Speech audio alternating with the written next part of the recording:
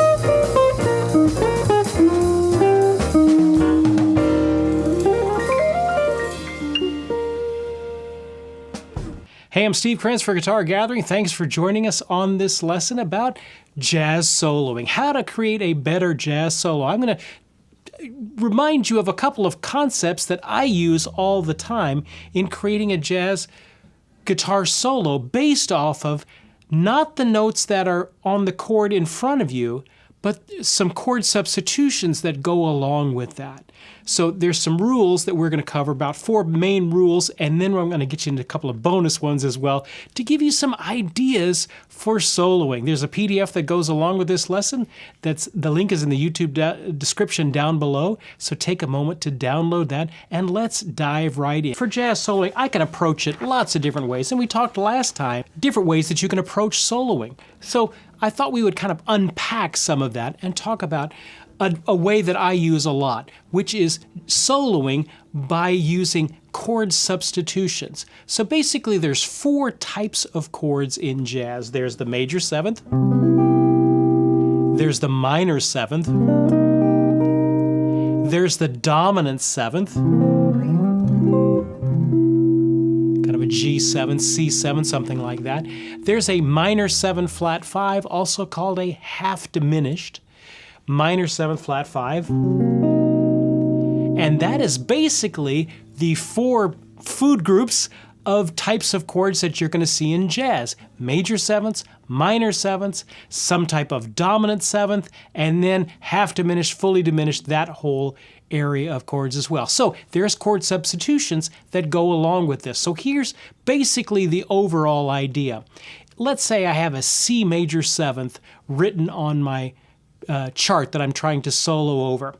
The notes in a C major 7th are a C, E, G, and a B. I know I'm safe on each one of those notes, but I don't want to just play just those notes, and there's different approaches that we can use for it.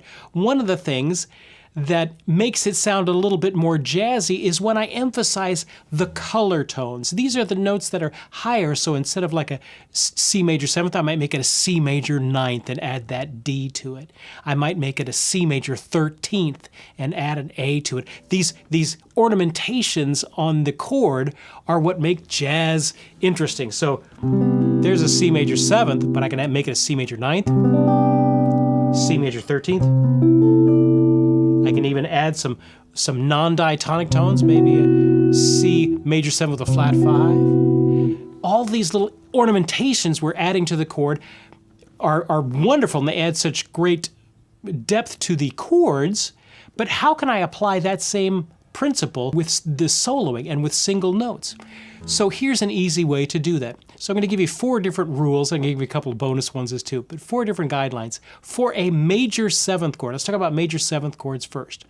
Over a major 7th chord, I can go up to its 3rd. So let's say the chord I'm trying to solo over is a C major 7th. I'm going to go to its 3rd, which is an E, C, D, E. That's the 2nd tone there.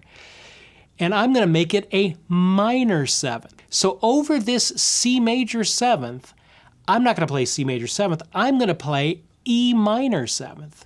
Now, I could do arpeggios and things like that. I could even do an E minor pentatonic. That would work fine as well. But basically what I'm trying to do is emphasize the notes of the E minor 7th arpeggio, which are an E, a G, a B, and a D, which is one of those color tones over a C major 7th. So let's see if this works. Let me just kind of put a little track here with the C major 7th. 1, 2, 3, 4.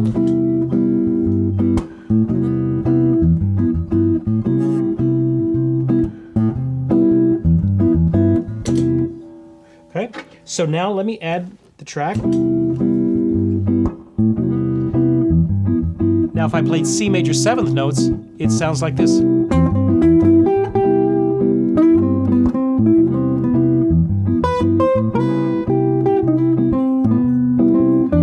Okay, so that's fine, but if I do it over the E minor, the notes in the E minor 7th, then it gets a little bit of a different sound.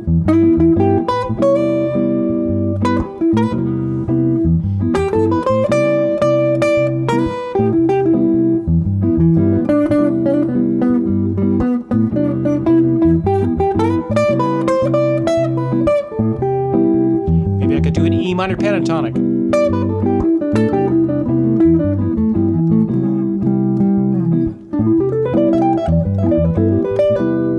Gets a very beautiful sound. I've taken out the C, which the bass player is going to be playing the C, or any of the rhythm section is going to be playing the root note. I took out the root, and I'm left with all of these wonderful color tones. That's a trick you could do on any major seventh chord. Go up to the third of that major seventh chord, and then make it a minor seventh. You could do an arpeggio, but mainly you're focused on using the notes of that minor seventh arpeggio.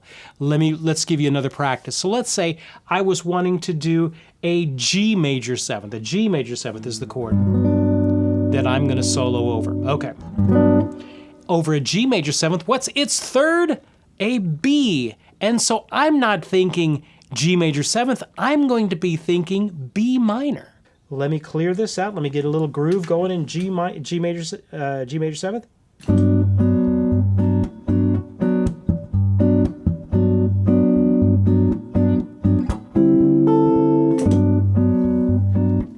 Now I'm going to be playing B minor.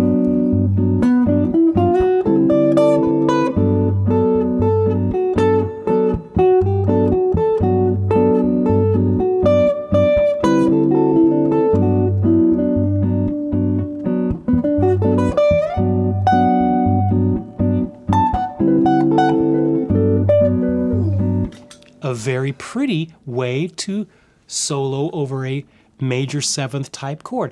All I'm doing is maybe doing an arpeggio or a pentatonic or something that is emphasizing the notes of this chord substitution that we have for major chords. So the rule for major chords, major seventh chords, major ninth, something like that, I go up to the third of the major seventh chord, and then I make it a minor seventh, and we go from there. Let's say I had maybe an E flat major seventh.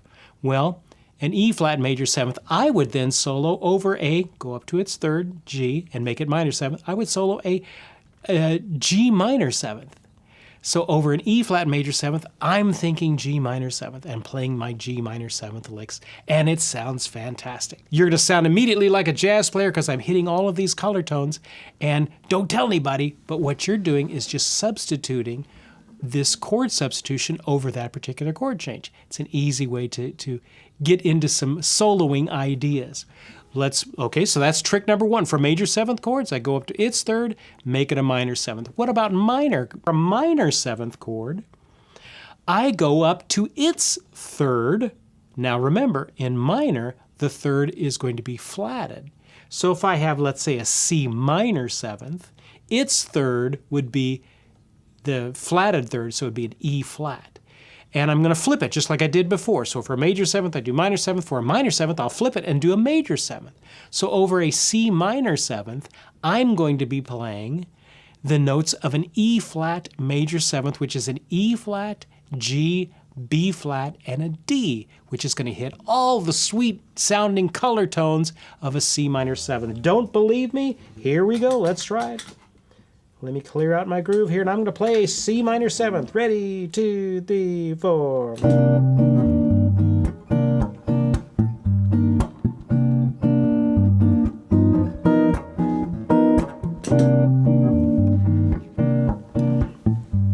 Now I'm going to be playing an E flat major seventh. The notes in an E flat major seventh.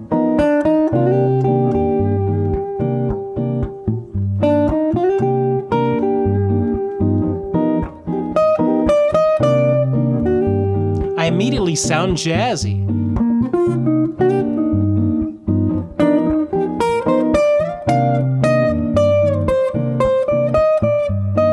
E flat major seventh.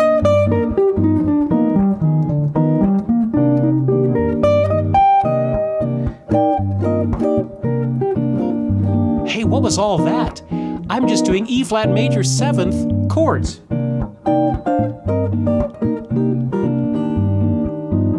And they work fine. What if I did an E flat pentatonic?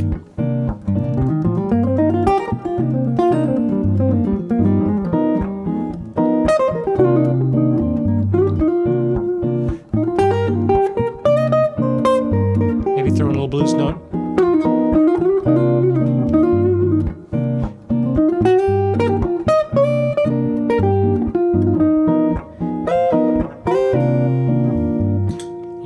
Cool. Over major sevenths, I go to the third and make it a minor seventh. Over a minor seventh chord, I go up to its third. Remember, it's flatted. and I do a major 7th. The notes off of that major 7th. I don't have to do the arpeggio, but I'm focusing on the notes of that. All right, that's two of our 4 tricks. Let's go to the next one. What about, I'm going to skip dominant 7th for now, because dominant 7th is where we really get into a lot of fun. Let's go right to the minor 7th flat 5.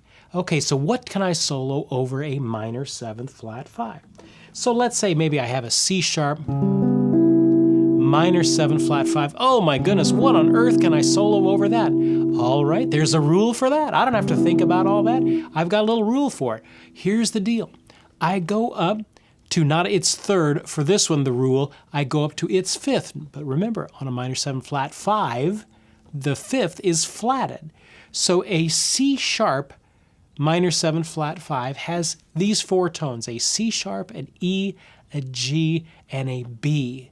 So I'm going to focus on that G, and I'm going to do a major 7th arpeggio off of that G. I'm going to, over a C sharp minor 7 flat 5, I can play a G major 7th and use notes in a G major 7th, and it works. Let's see. Let's see. I don't want to lead you astray here.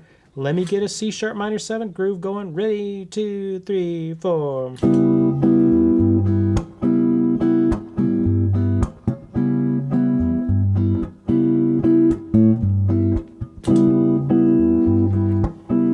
Okay. Now I'm going to do a G major 7th.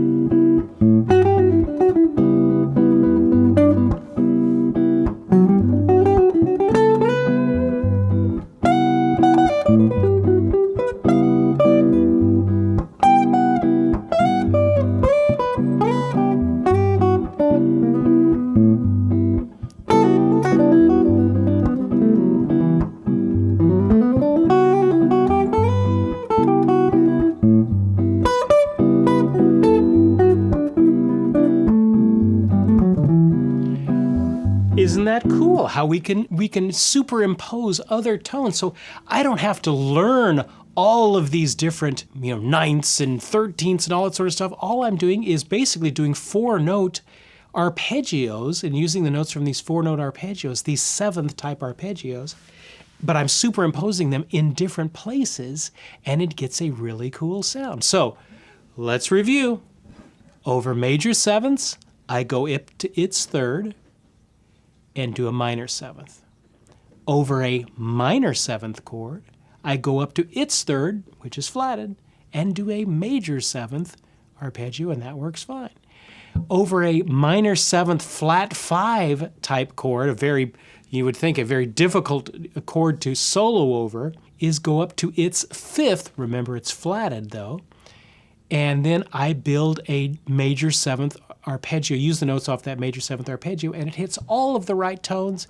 And here I sound like a jazz genius, and all I'm doing is doing 3 little tricks in my head. All right, so we've covered major 7ths, minor 7ths, and minor 7 flat 5s.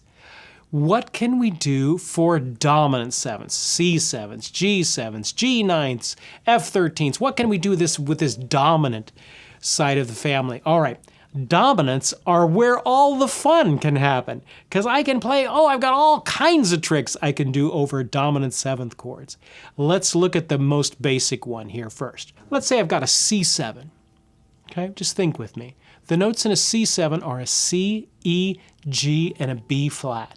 What I'm going to do is I'm going to go up the first trick. I give you 3 or 4 there, but the first one, the easiest one, is I go up to its 3rd, and I do a minor 7th flat 5.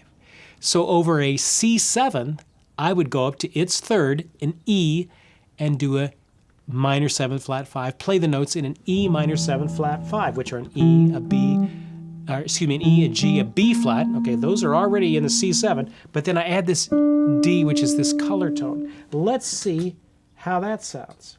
So it's over C7, and I'm going to play an E minor 7th flat 5.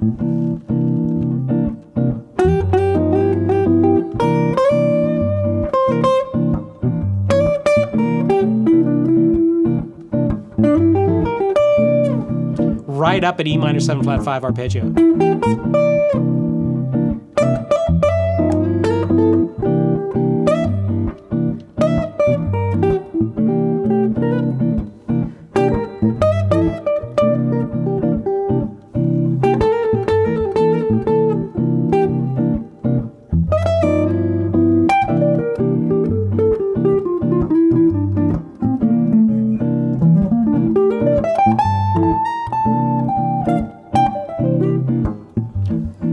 cool, gives me some different ideas. All right, so that's an easy one. So over a dominant 7th chord, I go up to its 3rd and make it a minor 7 flat 5. So over C7, I would do an E minor 7 flat 5.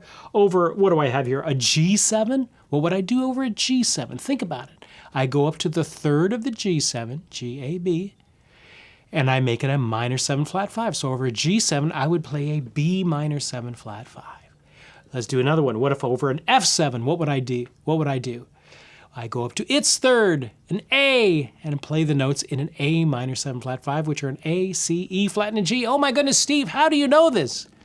How do you know what notes are in each chord? I did a series called How Music Works. And in that series, we went all the way through scales and what notes are in each key and how to spell triads, how to spell chords, what chords are in each key, all that sort of stuff. It's all free. It's on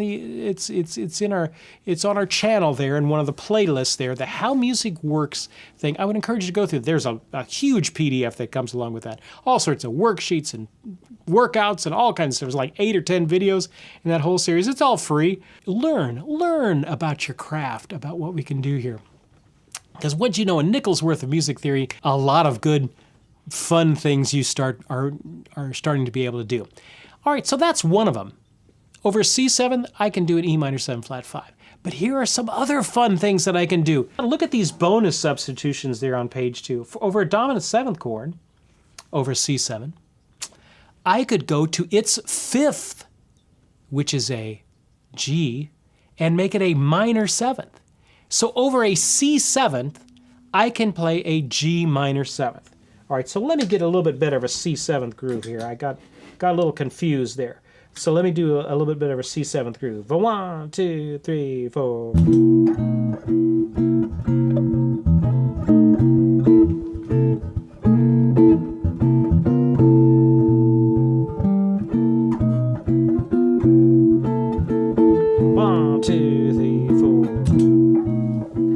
Okay, so there's my C7.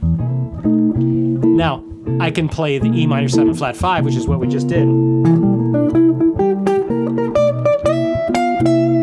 Sounds great. I can also play a G minor.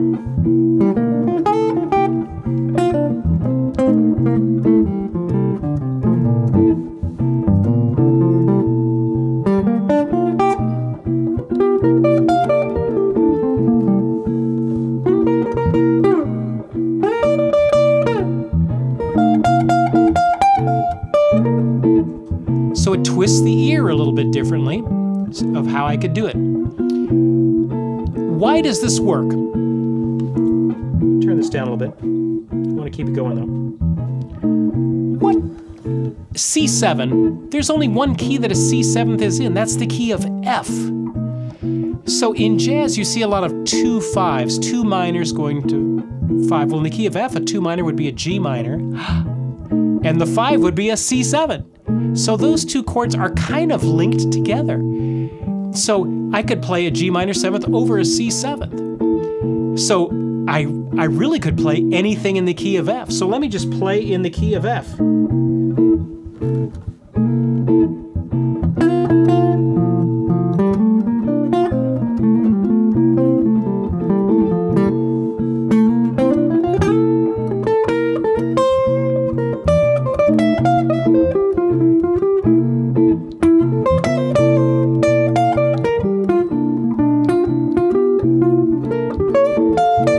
E minor 7 flat 5.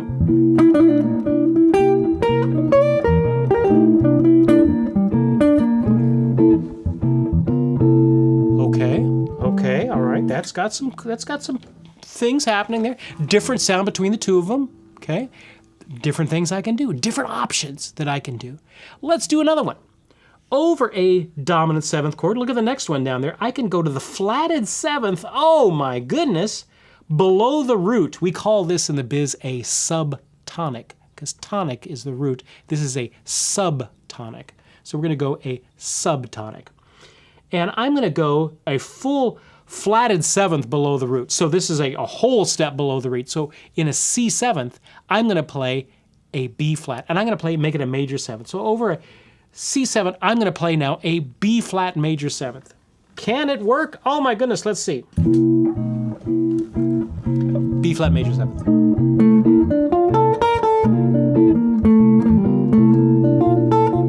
Hear how jazzy that sounds?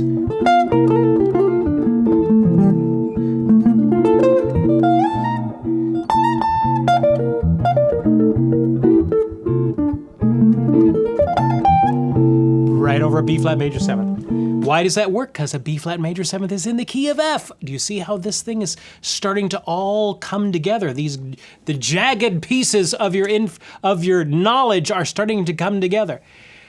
I can do a little substitution. Let me show you one more for a little bit more of an outside dominant sound, okay? So let's say I'm in the key of F, and I want to, here comes a C7, a 5, you know.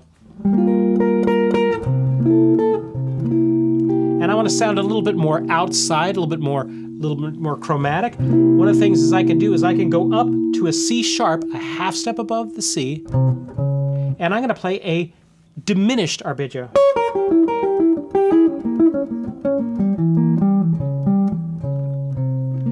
So over a C7, I can play a C sharp diminished. Ooh.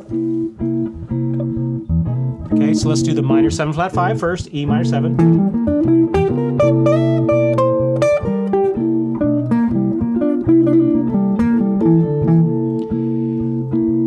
What about a G minor 7th?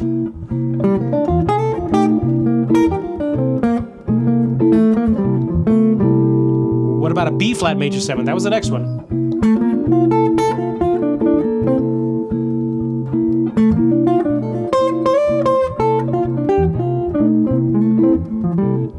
What about this next one, which is that half step above? I'm going to play a C sharp diminished arpeggio.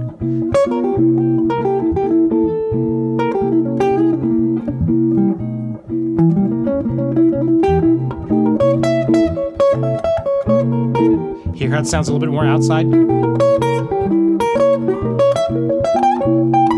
Remember, every 3 frets, I can duplicate the diminished because it's kind of a repeating number. What if I even did, oh my goodness, what if I did kind of a diminished scale?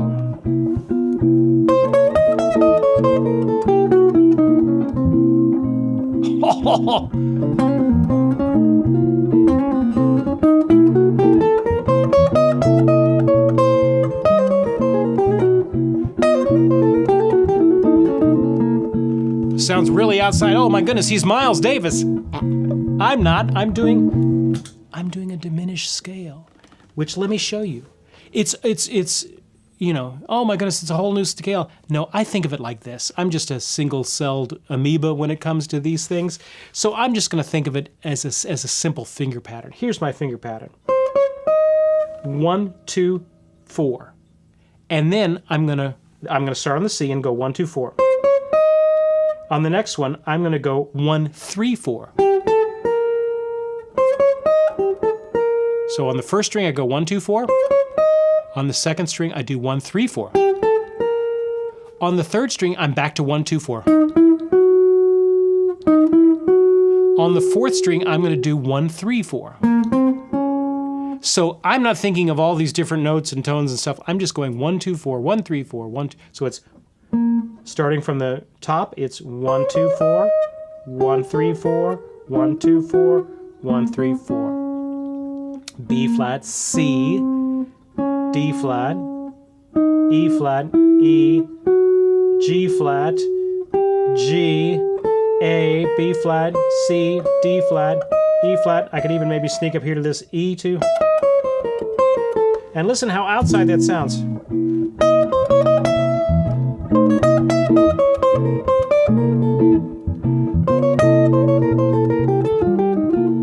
Whoa, I'm just doing thirds.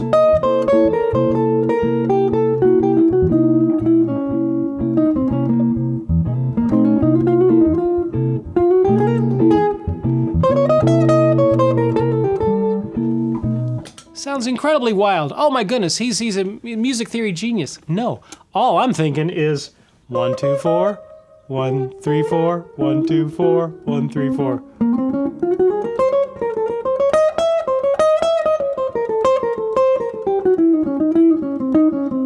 Look at him, he's Robin Ford, for goodness sake. No, I'm not that smart. I'm just doing a little finger pattern.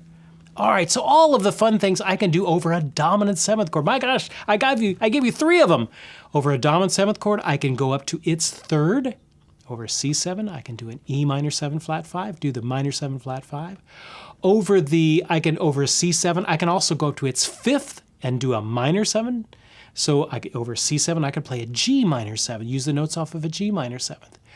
Over a C7, I can go down a whole step and play a major 7th. So over a C7, I could play a B flat major 7th. And then the last one we talked about is over a C7, I can do a C sharp diminished, or I could do this sort of a diminished scale. 1, 3, 4, 1, 2, 4, 1, 3, 4, 1, 2, 4. And I'm sure it continues all down there. I haven't figured that out. All I really need is the top 4 strings to sound outside. So there you go. Another little thought on dominant 7th chord. I just wrote this here in the bottom. All right, so if I'm in any key, let's say I'm in the C major, okay? Well, the G7th in that, the dominant 7th, okay? That is going to a major chord, a G7 to a C major. So when I do that, then I'm fine to go up to the 3rd of the G7th and do a B minor 7 flat 5. Remember, that was the first rule we did. So over when I'm in the key of C, this is important, when I have a G7 that's resolving to a major chord, G7 that's resolving to a major chord, I can use my half diminish, B minor 7 flat 5 arpeggio or notes from that, and it sounds great. But when I'm going to minor, let's say I have a G7 that's going to a C minor.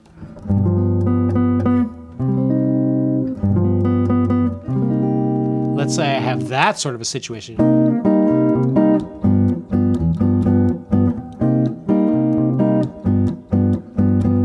So let me get that groove going on here, and I'll tell you what you can do there. 1, 2, 3, 4.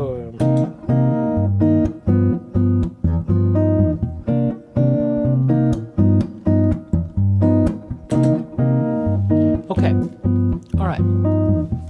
When I'm going to a minor chord, G7 is now going to a minor chord, I'm not going to do a half diminished B minor 7 flat 5, which is what my little trick was that worked in major, because that sounds a little off. It sounds a little off. But what does work is a fully diminished B arpeggio.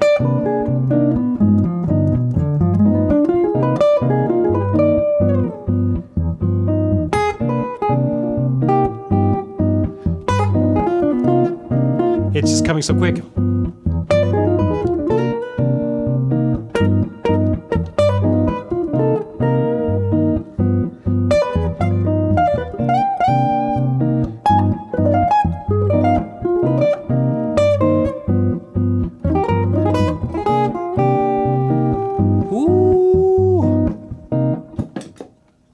Another little way to think about it. So just a little reminder, if you're in minor, our first little trick for those dominant 7th chords, instead of doing the minor 7 flat 5, do the fully diminished instead of the half diminished. It'll work out a little bit better for you. Some wonderful things that you can do with these chord substitutions. Another way to approach soloing, not the only way, but just another tool that you can use to approach soloing. Ronald says, I've been told that my thumb should rest in the middle of the neck and not be seen. What's your opinion? Well, you're talking about your thumb, right? Okay, so you hear your thumb. As I'm playing, where my thumb typically is not, well, let me tell you where it is spatially. Unfortunately, you can't see what I can see, but as I'm looking down on the neck, it is between the 1st and 2nd fingers. Okay, so it's not, far back behind the 1st finger. It's not far up with the 2nd. It's between the 1st and 2nd fingers, okay? Now, it is also not in the center of the neck, which requires your wrist to be a little bit out of normal. It's a little bit kind of bent up like that. Now, if you're going for something on the low 6 strings, you got to bring it down there. But if you're just playing kind of normally, I like to have it where it's between the 1st and 2nd fingers, and just a little bit, a little quarter to a quarter of an inch to a centimeter is peeking out above the neck. Now you don't want it like this. You don't want it's not a coat hanger. You don't want it coming over the top. That just limits what you can do. You want airspace back here. But I find if you get it too low, then you end up with a hand that's a little bit twisted here, and I don't want that. I want that to be straight right there. Okay? Okay. Whew. All right, so let me tell you about some resources. You know what I did all last week? All last week, I put up all of the hymn song lessons that we have done in all of the guitar academies that we've done. We've done 4 years worth of this. So we've got 16 different hymns. I put them all into our store. So the link is in the YouTube description down below.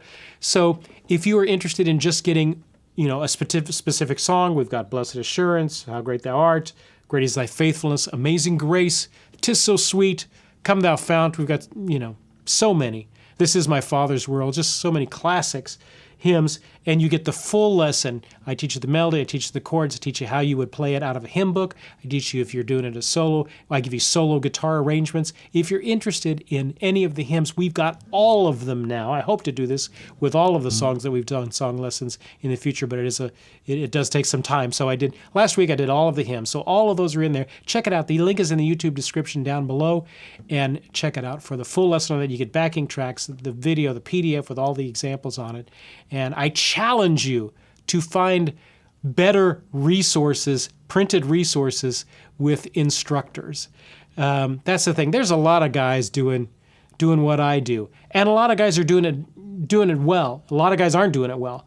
But I think one of the things that we do well is explaining it and giving you a PDF with it all written out in music notation and in tab. I think that's the one thing that kind of pushes our instruction over the top, is the resources that we're able to provide for you. So take advantage of that. That's a great thing. Larry is saying, I need to learn how to make a backing track. Well, not really too much in this day and age. You can pretty much go into YouTube and some schmuck somewhere has done a backing track for pretty much anything. There Will Never Be Another You. Yeah, you probably can type that in to put into YouTube. There Will Never Be Another You backing track, and something will come up. You can say backing track in C minor and something will come up. Backing track in G minor. I'll do that all the time. And something will pop up, especially on jazz standards. If it's just a groove you want, great backing tracks are up there now. I use also a computer program called Band in a Box, and I make a lot of the accompaniment tracks that you hear me playing along with. I make those with Band in a Box. It's a little bit more complicated, but it is real musicians. A lot of them people I know, actually, because they record these things in Nashville, and then you make the backing track for it. It's wonderful technology that we have all the day. 2 weeks ago, I talked about straps. Remember that? We talked about straps and straps that I like and all that sort of stuff. Different types of straps, we talked about that. And the straps that I like are from a wonderful company, Cable Free Guitar. CableFreeGuitar.com. Their link is in the YouTube description down below. Which I love, these neoprene lycra kind of straps. They have these little bumps on the back of them that disperse the weight so that not all of them, they're nice and wide, and they've got a little bit of cush, a little bit of give to them. So this 0G is what it's called, strap from Cable Free Guitars is the best one that I've found, and I've been using that a lot. Well, they have a short one and they have a longer one. The short one I use on my electrics, the longer one I use on my acoustics when I have a big old J45 or something like that. I like these. Well, the good folks over at Cable Free Guitar sent me their premium strap. So this would be not just the 0G strap, but the Pro G strap. They sent me one of those this week. And this bad boy, oh my goodness, the little air pocket things are a lot bigger to disperse even more weight. So if you're dangling a Gibson SG, a Les Paul, which are notoriously heavy, a bass, something like that, you need as much disbursement as you can get. These, the regular 0G have a 2-year warranty. This guy is a lifetime warranty. It is built like a tank, durable. It's not quite as flexy as the other one, but it makes up for that in just its durability. It's just got, it's such a durable outer skin here. kind of a wear-resistant cotton canvas I have written down here. They come in 2 sizes, and they have a lifetime warranty. This is a great strap as well. This is the Pro G. I put the link to them in the YouTube description down below. If you're interested in these straps, I don't get anything for it. They're great straps, and the nice folks over at Cable Free Guitar were kind enough to send me one to look at, and this is the Pro G, and I love it. And so if you're interested, take advantage of them. Go buy get yourself a good strap. I tell you, that's worth its weight in gold, is getting a good strap. And those are some of the best ones that are on the market right now. So check those out. Let me talk about the Jazz Lick of the Week. I just thought I would throw this in. Now usually that works. Those little licks, you can use it in kind of a blues situation, maybe over C7.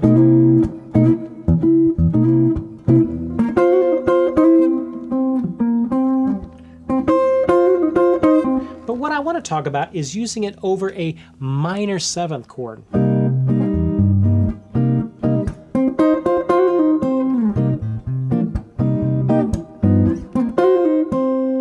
So what am I playing? I wrote it down here. You've got the music notation and the tab. So I'm up here, it's at a C. If I want to do it in the key of C, so I put my first finger on the C at the 8th fret. And I have 2 notes basically happening at the same time. I've got this high C, and then we're going to start off with the octave below it on the 4th string at the 10th fret. So I've got these both too. Okay? And I'm going to bar with my first finger these first 3 strings at the 8th fret. So I'm always going to have this top note going.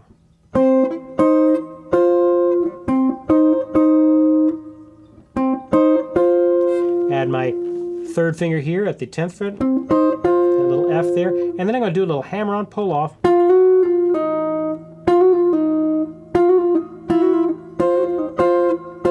Just with my 3rd finger, my pinky.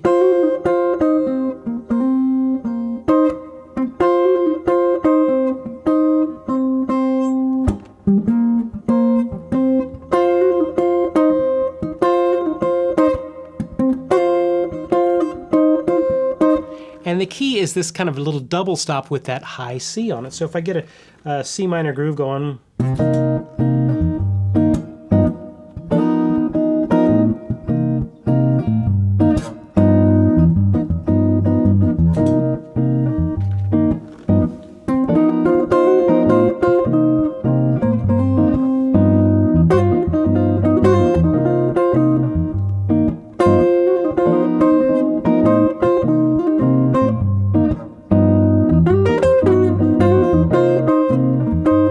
you can spin out of it different ways.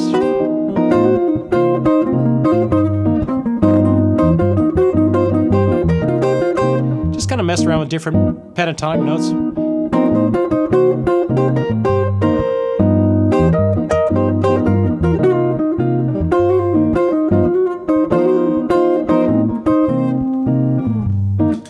It works over the tonal center, so let's say if I'm playing maybe a jazz standard like Blue Bossa, which goes from a C minor 7th to an F minor 7th.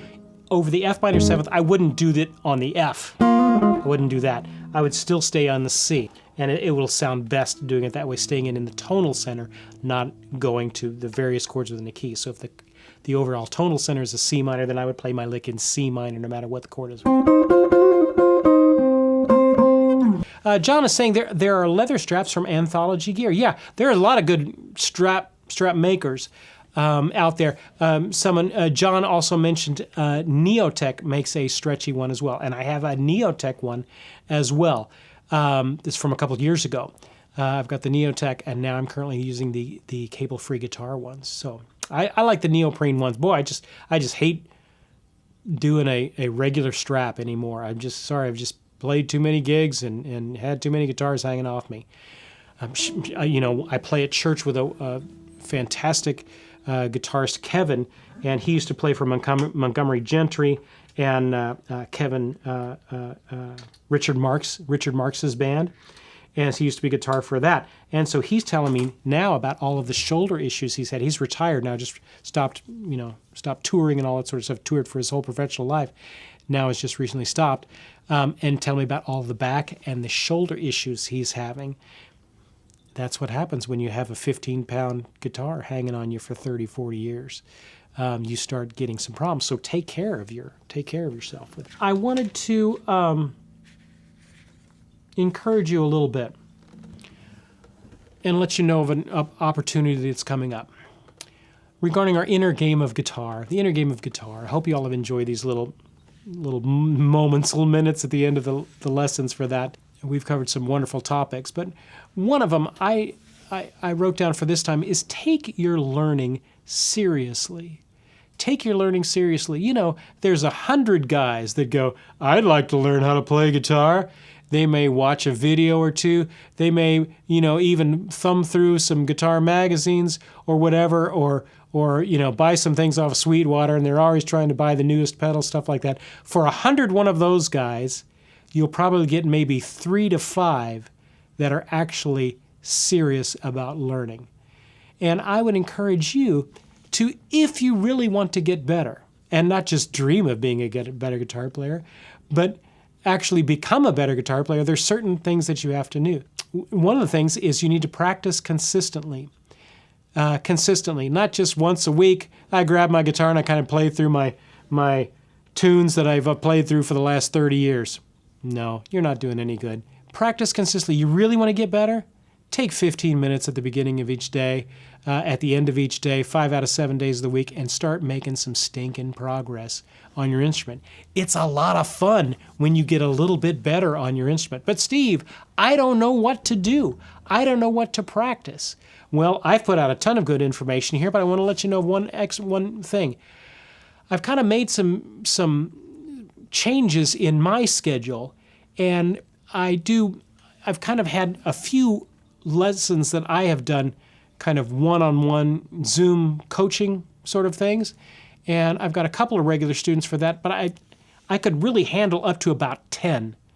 So if you are interested in getting kind of one-on-one guitar coaching lessons from me, then I've got about 10 slots that I could really handle. So I put the link in the YouTube description down below. If you're interested, I will meet you wherever you're at musically, as we connect on Zoom or whatever, and as we connect virtually. If you want to learn fingerstyle, if you want to learn electric, whatever, you want to learn blues, you want to learn theory. I've got some that are wanting to learn jazz chords, things like that. Invest in your learning. Invest in your musicianship. I did a course, a couple of years ago, jazz chords, fretboard workout series on jazz chords. I have a jazz trio behind me, my good friend Zach and Jeff Cox, an amazing bass player for Earl Klugh. They are behind me, and we do these jazz workouts. I present the types of jazz chords that, if you're less familiar with some of these shapes and chords and variations that I've talked about, I cover almost everything. Almost every jazz chord I know is in those jazz chord fretboard workouts. The link is in the YouTube description down below. It takes you through a beginner workout, an intermediate workout, and an advanced workout. And everything's written out, and I looked through the materials today and I thought, wow, this is really good content. If you are interested in really improving in your learning, check out some of these resources. Check out that jazz chord. If some of these jazz concepts are interesting to you and you would like to pursue them further, check out that jazz fretboard workout series. It's great content. If you want to go further, if you want to go something specific, if you want to really take your learning to the next level, I encourage you to get with a good teacher. I'm available. You can get with me. The link is in the YouTube description down below. You can email me where we can work out a time. I don't have much time, but I have some time that we could develop for that. We can go weekly or every other week, whatever you want to do. Some people do it different ways. But find yourself a good teacher. Oh, I just watch guys on YouTube. Hey, I watch guys on YouTube too. You know what? For some reason, I can watch the best guy in the world, but I never get any better until I sit down, turn the dumb thing off, and pick up my guitar. You've got to pick up your guitar and start playing, and that's what's going to get you better. Get good quality instruction and work it out and practice consistently. If you're interested in our fall fingerstyle guitar retreat, you can go to fingerstyleretreat.com, and over the half of the slots for that conference are already filled.